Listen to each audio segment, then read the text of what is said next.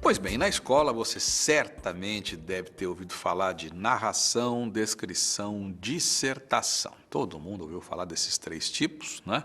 Faça uma narração, faça uma descrição, faça uma dissertação. E aí muita gente acha que dissertação é dissertação. Ai de quem puser qualquer toque descritivo ou narrativo. Narração é narração. Ai de quem... Não, a coisa não funciona assim. Não funciona assim, de jeito nenhum. Dissertar é defender um ponto de vista, é defender uma tese. Narrar é contar um fato. Descrever é dar os detalhes, né?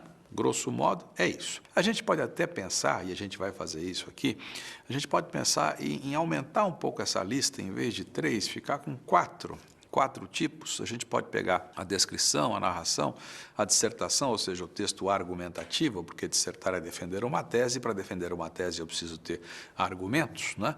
Então, o texto dissertativo, argumentativo e tal, e posso pensar também no texto explicativo. Pois bem, de certo modo eu já disse aqui o que é uma narração, mas vamos lá. Narrar é contar um fato. Para que haja uma narração é preciso que haja esse fato, esse episódio. É preciso que haja personagens, interação entre personagens, enredo, trama, aquilo que vai, né, ser o foco da história, né? O que a gente vai relatar, o que opõe A a B, e aí a gente fala em protagonista, antagonista e por aí vai.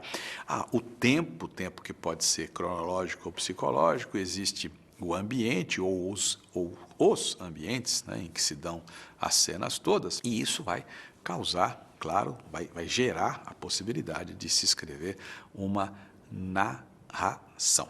Pois então, dentro do texto narrativo pode haver o elemento descritivo. Aliás, não pode, eu quase digo que deve, porque é impossível um texto narrativo em que não haja, por exemplo, a característica da personagem, característica física, característica psicológica, característica do espaço, do ambiente. Tudo isso é elemento descritivo. Aí você vai dizer para mim, mas o texto totalmente descritivo, todinho descritivo, não existe? Pode até existir, se você, por exemplo, fizer uma vistoria num apartamento que vai ser entregue, ou que foi entregue, né, vai ser entregue a um locatário, ou que o locatário acabou de deixar e vai devolver e tal. Vai lá o fiscal, vai lá o inspetor da imobiliária fazer uma inspeção, uma verificação. Então ele diz, as paredes estão sujas, né, buracos, não sei o quê. Isso é descrição. Texto puramente descritivo acaba se limitando a esse tipo de situação. Na verdade, a descrição funciona como elemento fundamental na narração, justamente porque quando o escritor é hábil, ele se vale dos elementos descritivos para pintar a personagem, pintar o lugar e, com tudo isso, já criar todo o ambiente da história que é contada. Bom, então você sabe que a narração comporta a descrição, praticamente exige a descrição é fundamental para que se pintem todas as características físicas, psicológicas e tal. E o narrador? Porque se existe uma narração, existe quem narra, não é? Quem narra é o narrador pode ser personagem? Claro que pode. Né? Muitas vezes é personagem. Você, quando conta algo que aconteceu com você no seu dia a dia, você é o narrador. Né? E nesse caso, quando o narrador é personagem, normalmente o texto é escrito na primeira pessoa, não é? Eu. Quando o narrador não é personagem, normalmente o texto é escrito na terceira pessoa, não é? Então esse é um detalhe que precisa ser levado em conta. Bom, o texto dissertativo, o texto argumentativo, você já viu aqui um pouquinho, você sabe, dissertar é defender uma tese, defender um ponto de vista. Para isso eu preciso de argumentos.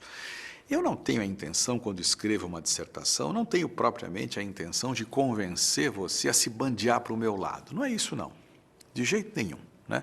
A ideia é convencer você de que a minha tese tem razão de ser. Eu tenho argumentos para ter a tese que tenho, para defender a posição que defendo, né? É só isso. E se a minha tese for defendida de maneira consistente, com argumentos consistentes, pronto, ela tem começo, meio e fim, ela se sustenta, né? E você não vai dizer que eu tirei os argumentos do nada, do além. Você pode até não concordar, É perfeitamente possível, né? Mas você pode perfeitamente perceber que a minha sustentação faz sentido e por aí vai. Dissertar é isso, é defender um ponto de vista, é tentar convencer de que a tese se sustenta. Se sustenta. Um belo exercício para a dissertação é fazer a troca. É muito importante isso.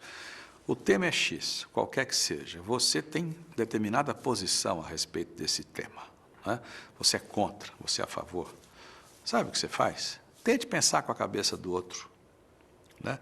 Eu sou contra, mas se eu fosse a favor, por que eu seria a favor? Como eu seria a favor? Que argumentos eu poderia levantar para ser a favor, né? É muito interessante isso, isso é um exercício impressionante, porque faz a gente enxergar a coisa nos dois lados, né? Porque todo tema desse tipo sugere dois lados, né? A ou B, sim ou não, contra ou a favor.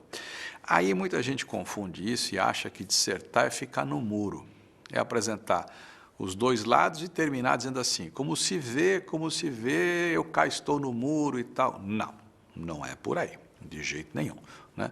A conclusão precisa ser clara, você precisa dizer, nem que você diga algo do tipo, como se vê, há pontos que permitem agir assim ou pensar assim, há pontos que permitem, mas você tem que ser claro.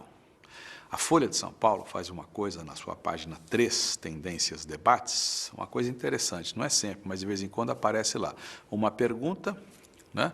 3 pessoas escrevem.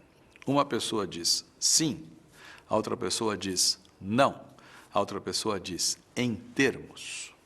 Essa pessoa que diz em termos, ela acha que há pontos positivos e há pontos negativos. Ela não foge da raia, não, ela apresenta. Ela diz por quê. Ela argumenta, né? Dissertar é defender um ponto de vista e esse ponto de vista tem que ficar claro, mesmo que a gente não consiga fechar. A gente tem que ser honesto e dizer, dá para apresentar este ponto a favor, dá para apresentar esse ponto contra. O ideal, claro, é que a gente sempre tenha uma posição final definida, né? Clara, esclarecida, sustentada, né? Com argumentos concretos. Texto escrito na língua culta. Dissertar não é narrar.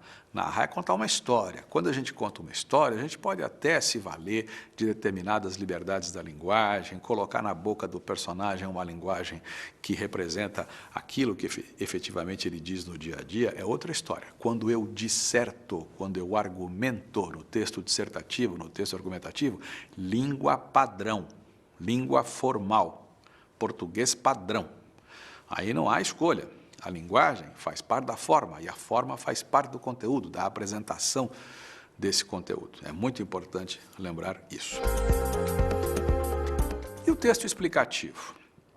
O que vem a ser um texto explicativo? Como o nome já diz, ele explica. Se você pegar um texto, um livro didático, por exemplo, né, um livro sobre geografia, que vai dizer como é o relevo do Brasil na região A, na região B, na região C. Ali o autor do texto vai explicar, né? Ele vai explicar. Não dá para confundir o texto argumentativo, o texto dissertativo com o texto explicativo, né? Eu posso escrever, por exemplo, sobre automóveis e posso dizer como funciona determinada coisa no automóvel. Isso é um texto explicativo, né? Eu vou apresentar a você a coisa em si, como ela é, como ela funciona, né? Eu vou explicar. Aí terei, então, o tal do texto explicativo. No vestibular, o que se pede mesmo é o texto dissertativo, 90%, 95%. Algumas instituições pedem o texto narrativo, muitas vezes como uma das opções. É muito difícil o vestibular que dá só uma proposta, narração. Não. Em geral, ou quando é uma proposta só, é dissertação. E, às vezes, mais de uma proposta, e aí sim entra a possibilidade do texto narrativo. Mas não se esqueça de que você tem que trabalhar os outros conceitos, né, para poder enriquecer. A narração sem a descrição não funciona, né? Não é assim que a coisa anda. É por aí.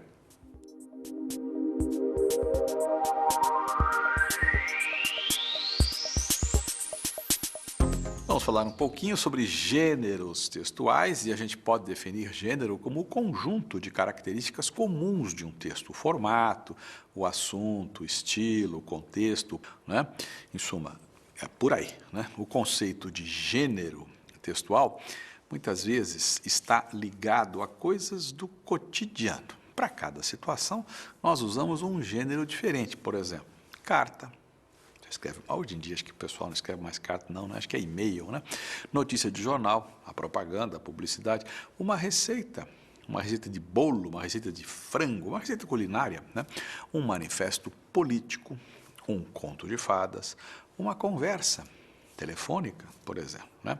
São inúmeras as práticas sociais, consequentemente, os gêneros textuais também são incontáveis. Pois é, nós vimos aqui os gêneros, né, e os tipos. Os tipos, aqueles 4, lembra? Eu falei em 3, depois em 4, narração, descrição, dissertação, os gêneros, a carta, o e-mail, a notícia, isso, aquilo outro. Cada gênero desses pode ser enquadrado num determinado tipo. Por exemplo, a carta.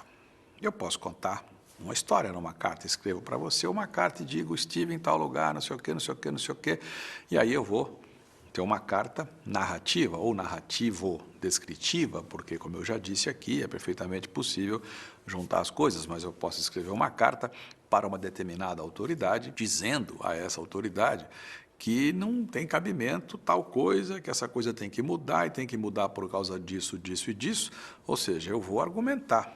Eu vou dissertar. Então, vai ser uma carta com toda aquela característica de carta, com data, nome, não sei o que e tal, prezado senhor, excelência, e aí eu descasco o abacaxi. Não conto uma história, não. Eu peço, né? Eu apresento ali as razões pelas quais eu defendo o ponto de vista A, o ponto de vista B, e por aí vai.